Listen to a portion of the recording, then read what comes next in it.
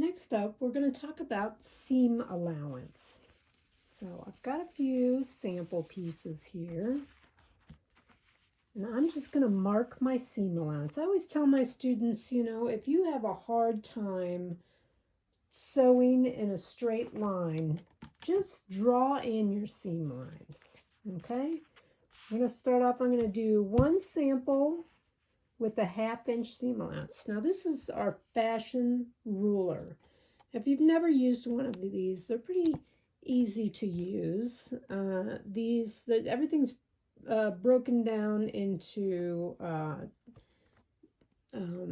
divisions of 4. So, we've got an inch here. Whenever you see a pattern here in the US, it's always going to be in multiples of 4. So, your seam allowance will be, if you buy a store-bought pattern, your seam allowance will probably be 5/8 of an inch. If you're working in the fashion industry, it's more likely to be 1/2 inch. But you'll never see like a 1/6 of an inch seam allowance. It's always divisible by 4. So, let's see, to start out. So if you look at this ruler, this big square here, this is 1 inch, right? And then it's broken down into 4 little 1/2 inch squares, okay? And each of those is broken down as well. So the little tiny squares represent 1/8 of an inch, right? So you've got 8 of those makes a whole inch. These little lines on the edge here, these are a 1/16 of an inch.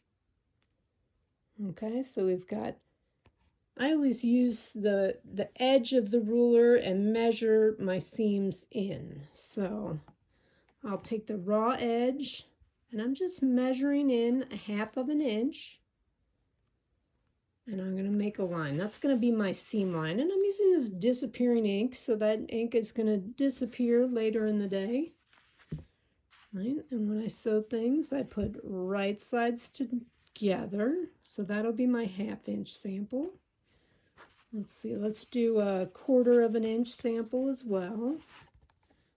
So for that, I'm just going 2 of those little 1/8 of an inch squares in. Just line that up on the raw edge. See how I'm lining up the raw edge with the 1/4 inch line here? And then I'll make the line on the fabric. That's my 1/4 inch sample. And then let's do a sample with 3/4 of an inch. So here's, if we line up, that's 1/2 of an inch. So then we'll just need another 1/4 of an inch for it to be 3/4 of an inch. Okay, so I'll line that up, make my line.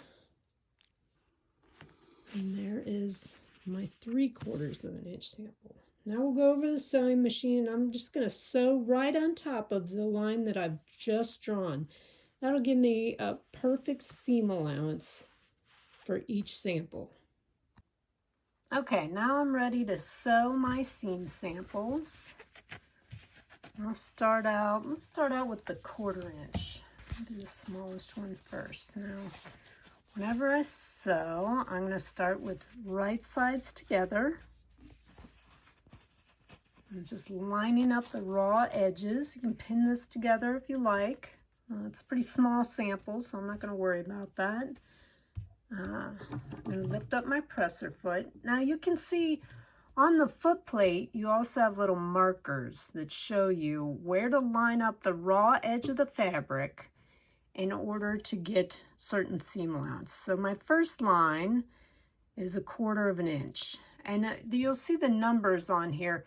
The line that those numbers are represented by is always to the left of the number. So for a 1/4 of an inch, I'll line up the raw edge of my fabric just to that line to the left of the 1/4 inch.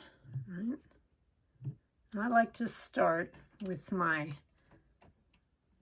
needle in the fabric. And I'm going to sew a few stitches.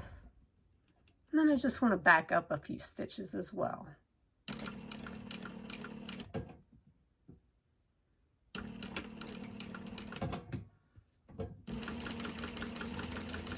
I'm just sewing right on top of that seam line. Try to keep your hands away from the front of the needle. That's how you get your fingers sewn through, if you stick your hands and try to push it in there. You don't need to push it at all. You know, this sewing machine is going to sew straight. The less I manipulate it, the straighter it's going to go. So I'm just guiding it through. I've got my hand to the left of the presser foot, and I'm just guiding that needle right on top of my 1/4 inch line.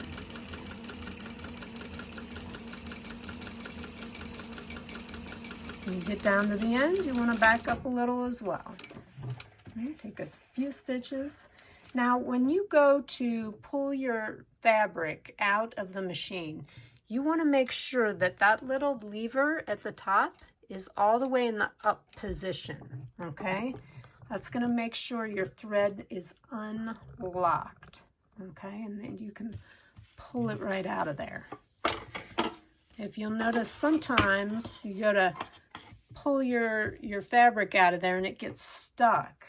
And that's usually because the thread is locked. You don't have the presser foot up all the way, or you haven't brought the needle up completely. So, just so you know, make sure when you cut the ends of your thread, leave yourself a nice long tail, both on the bobbin thread and the top thread. You want to leave at least 5 or 6 inches.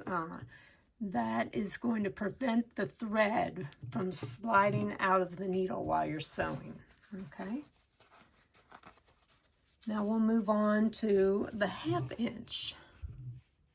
Same thing here. I'm just lining up the edge of my fabric with that 1/2 inch line, or I'm just following the line that I've drawn on there.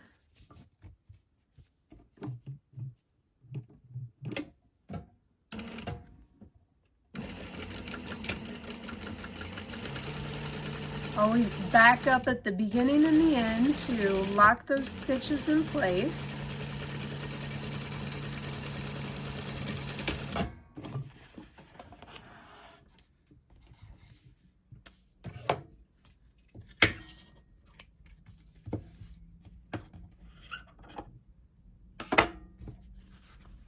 And then lastly, 3/4 of an inch.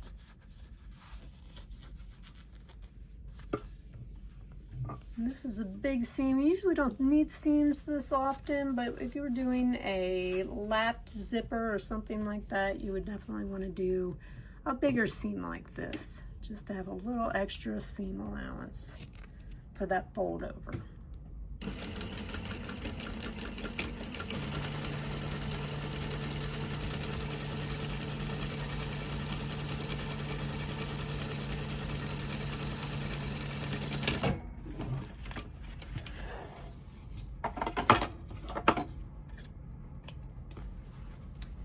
When you first start out sewing, you don't have to sew as fast as me. I would turn down your servo motor to about a 200. That's more of a beginning stitch speed, okay?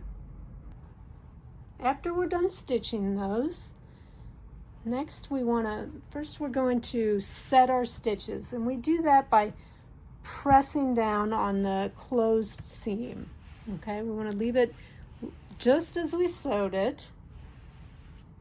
All right. We're going to take our iron, use a little steam. If it's cotton, you always want to use a little steam.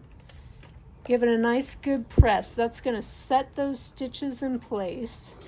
Get the fibers of the thread locked in with the fibers of the fabric. Then we'll open this seam up, and we want to press our seam allowance out.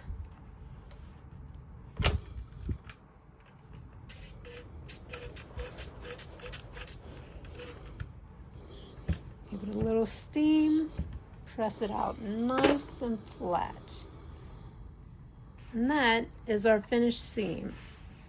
Now remember, if you are pressing on the back of the fabric, just go on ahead and press. If you're pressing on the front of the fabric, you definitely want to use a pressing cloth, because if this were a finished garment, and let's say, especially if you're at the lab at school, maybe somebody has used the iron before you and has gotten some sort of glue stuck on the iron. You don't want to go and, press out your nicely finished shirt on the front of it and get that glue all over the front of your shirt. So anytime you press the front of the fabric, you always want to use a pressing cloth. But on the back, you can go ahead and press it out. And we're just going to do the same thing with all of our samples. Set your seams first.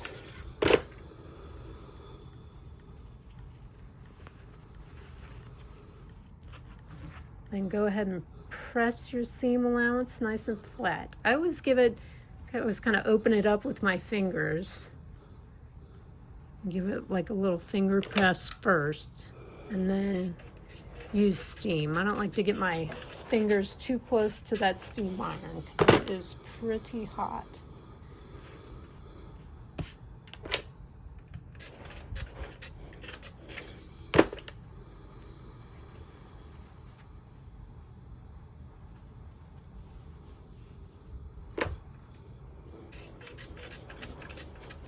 All right, and those are our seam allowance samples.